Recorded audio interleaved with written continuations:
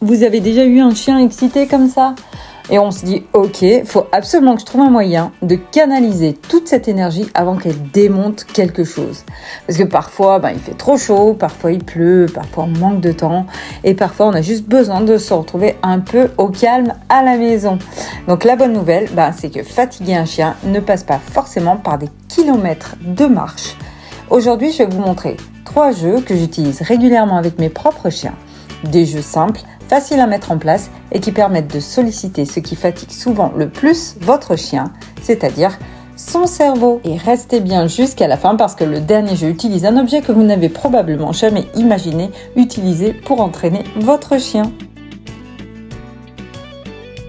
Pour ce premier jeu, vous allez avoir besoin de plots. On en trouve dans les grandes enseignes de sport. Et bien sûr, vous allez avoir besoin de friandises. C'est un jeu très simple, mais honnêtement, c'est une arme secrète avec les chiens surexcités. Le jeu des plots, c'est un exercice qui travaille énormément la réflexion, le flair, la concentration et même un petit peu de proprioception. Le principe est simple, on va apprendre au chien à retrouver le bon plot. Je présente 2 plots à mon chien, dans l'un d'entre eux, il y a une friandise, il doit juste me montrer, me désigner lequel a la friandise.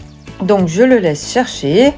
Je l'aide un petit peu au début si c'est trop difficile, puis dès qu'il me montre le bon plot, je l'aide, je soulève avec lui le plot et je lui montre qu'il y a bien une friandise dessous. Certains chiens vont prendre le plot en gueule et c'est parfaitement ok. Donc je vais répéter ce petit jeu plusieurs fois avec simplement 2 plots pour que mon chien comprenne un petit peu ce que j'attends de lui. Le tout, c'est de retrouver le plot avec la friandise. Et puis au fur et à mesure, je vais mettre de plus en plus de plots avec toujours une seule friandise cachée sous l'un d'entre eux. Donc vas-y, cherche mon chien, trouve le plot qui a la friandise. Et en fait, au plus votre chien va utiliser son flair, au plus il va se fatiguer. Là sur l'image, vous voyez que ma chienne a bien compris que la friandise était là. J'ai juste insisté un tout petit peu pour voir si elle arrivait quand même à le soulever elle-même. Voir si elle arrivait à le prendre en gueule pour le soulever. Bon, comme elle y arrivait vraiment pas et que pour le coup, elle a quand même compris le jeu, je vais l'aider et je vais le soulever pour elle. On est en train de s'amuser ensemble, ça va, on va pas s'énerver pour ça. Donc on multiplie, toujours pareil, le nombre de plots, on répète ça et le chien revient et doit trouver le plot qui a la friandise comme d'habitude. Donc je le laisse chercher et dès qu'il trouve, c'est gagné. Mais à chaque fois, il va utiliser son flair, à chaque fois, il va se fatiguer un petit peu plus. Donc progressivement, on va pouvoir augmenter la difficulté.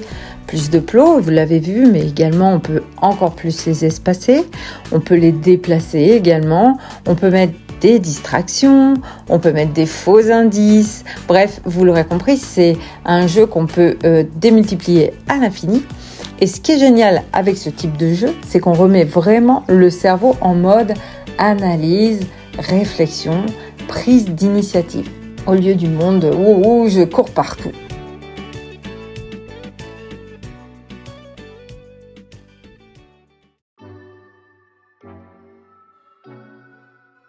Le jeu numéro 2, c'est celui de la trousse et c'est probablement celui qui transforme votre chien en agent du FBI. Ici, on travaille la concentration, le flair, la réflexion et surtout, on va chasser ensemble. Donc pour ce jeu, on a besoin d'une vieille trousse et on a besoin de friandises qu'on va cacher à l'intérieur de cette trousse. Au début, je choisis des cachettes très faciles. Le but n'est pas de piéger mon chien, le but c'est qu'il comprenne le jeu. Puis je lui demande de chercher et dès qu'il trouve la trousse, c'est là que la magie opère parce qu'il ne peut pas ouvrir la trousse tout seul. Donc il est vers moi et il me montre sa découverte et on ouvre ensemble. Donc à l'intérieur, jackpot. Et c'est ce que j'aime énormément dans ce jeu, c'est qu'il comprend plein de comportements naturels. Le chien cherche, le chien piste. Le chien trouve, puis il accède à sa récompense. Donc pour certains chiens, c'est presque une petite chasse au trésor. Certains chiens vont aimer simplement pister, d'autres vont simplement aimer lever la bête, ma petite trousse magique. Certains chiens vont avoir besoin de ma coopération pour ouvrir la trousse, certains vont essayer de l'ouvrir seuls. En tout cas, chacun va pouvoir manifester ses patrons moteurs de chasse. Et progressivement, on peut rendre le jeu plus difficile, avec des cachettes plus complexes, plus de distance, plusieurs pièces, derrière des meubles, dans le jardin, sous un objet, derrière un arbre. Bref, Soyez créatifs et amusez-vous avec votre toutou à faire une grosse chasse au trésor, soit dans la maison, soit en extérieur. Là, notre chien, c'est génial, hein, il utilise énormément son flair. Utiliser son flair, c'est extrêmement fatigant mentalement. Ce que j'aime dans ce type de jeu, c'est qu'on peut vraiment observer son chien travailler. Vous voyez qu'elle cherche pas du tout comme un humain, elle cherche, elle récolte des informations, elle analyse des odeurs, elle élimine certaines zones, elle revient parfois vérifier un endroit qu'elle a déjà exploré. Et c'est souvent là qu'on se rend compte à quel point le monde est différent du nôtre. Nous, on regarde principalement avec nos yeux, mais nos chiens, ils regardent principalement avec leur nez.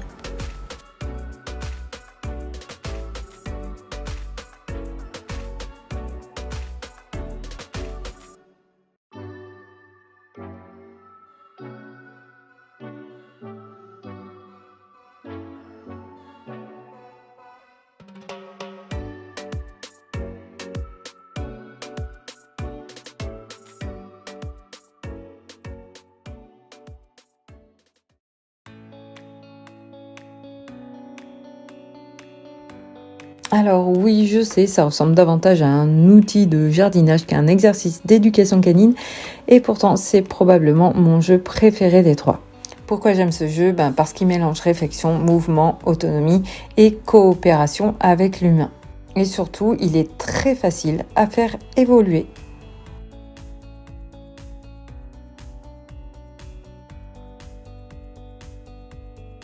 Donc avant même d'utiliser le sac, je commence souvent avec mon propre corps. L'objectif est simple, apprendre au chien à contourner quelque chose.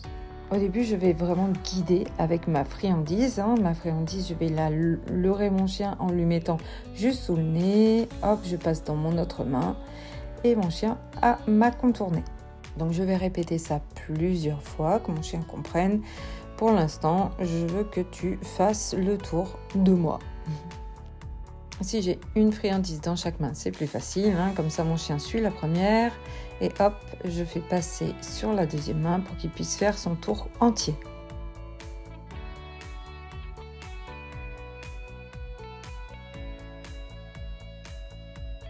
Puis je vais faire exactement les mêmes gestes, sauf que je n'ai plus la friandise dans la main. Quand mon chien a fait tout le tour, je vais chercher la friandise dans ma poche et je lui donne. Et je répète ça plusieurs fois.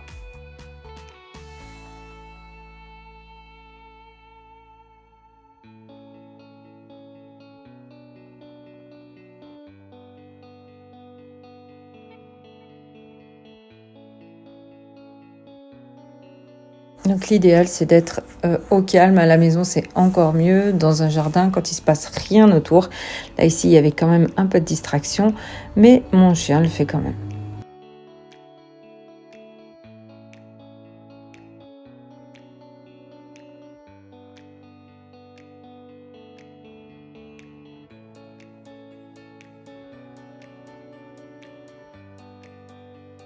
Voilà, une fois que je l'ai répété 4 ou 5 fois, après je vais aller jouer un petit peu avec mon chien pour qu'il passe à autre chose et surtout pour qu'il digère ce qu'il vient d'apprendre.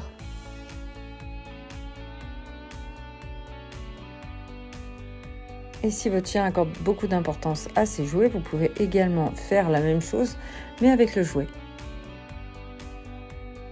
Pour faire comprendre à mon chien que ce que je veux, c'est qu'il contourne n'importe quel objet et pas simplement que moi, je vais me mettre dans un sac à feuilles. Alors vous avez des sacs à jouets aussi qui ressemblent à ça, pour qu'il commence à voir qu'on peut contourner un objet, autre chose que moi.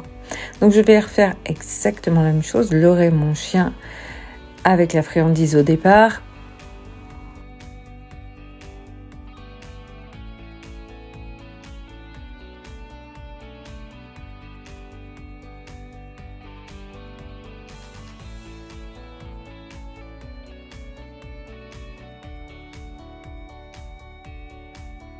Puis avec le même geste, mais sans la friandise cette fois, la friandise, elle arrive à la fin. Je vais la chercher une fois que mon chien a fait le tour entier.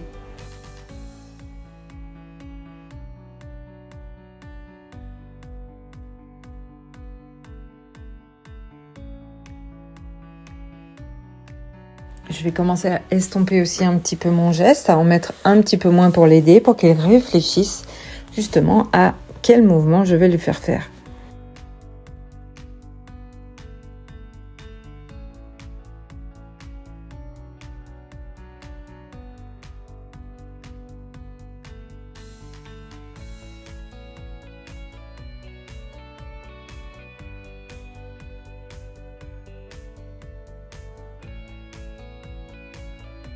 Je n'oublie pas bien sûr de faire des pauses et des pauses pour que mon chien intègre tout ce qu'on vient de faire.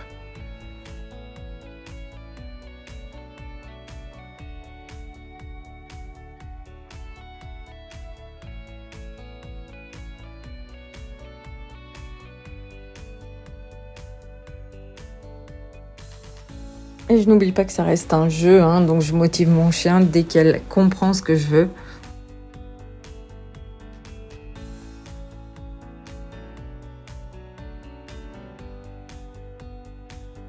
Et puis je vais commencer à mettre un mot, ici je lui dis autour.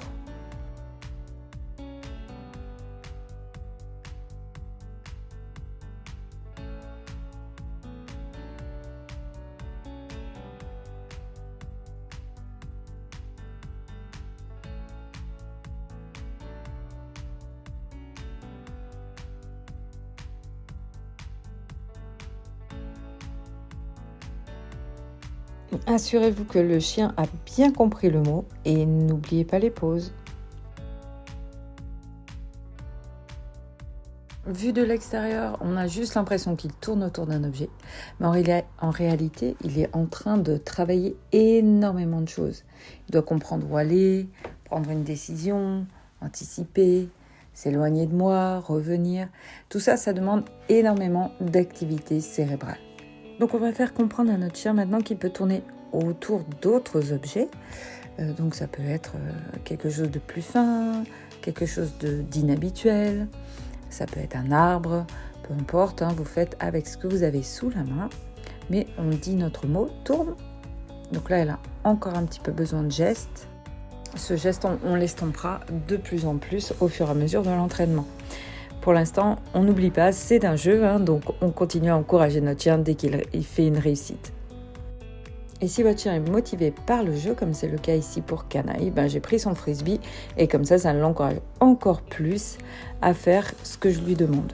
Donc une fois que le chien comprend bien, on peut rendre le jeu plus dynamique.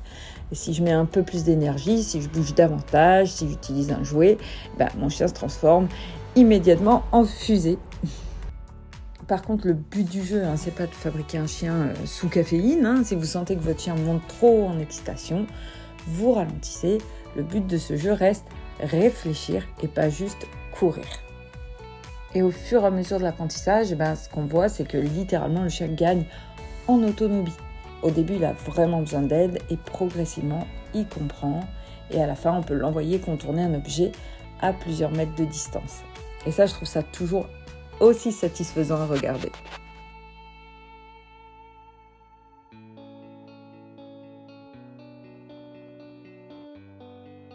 Donc là, je vais lui dire tourne, je vais la laisser réfléchir, plus mettre mes mains. Et encore une fois, on utilise le cerveau de notre chien. Réfléchis, qu'est-ce qu'on a fait depuis le début ?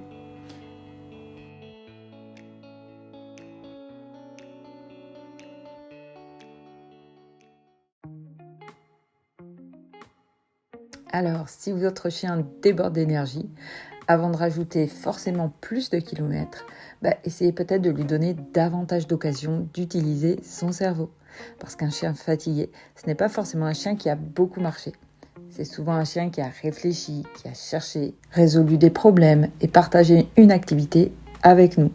Et honnêtement, ce sont souvent les activités les plus simples qui donnent les meilleurs résultats.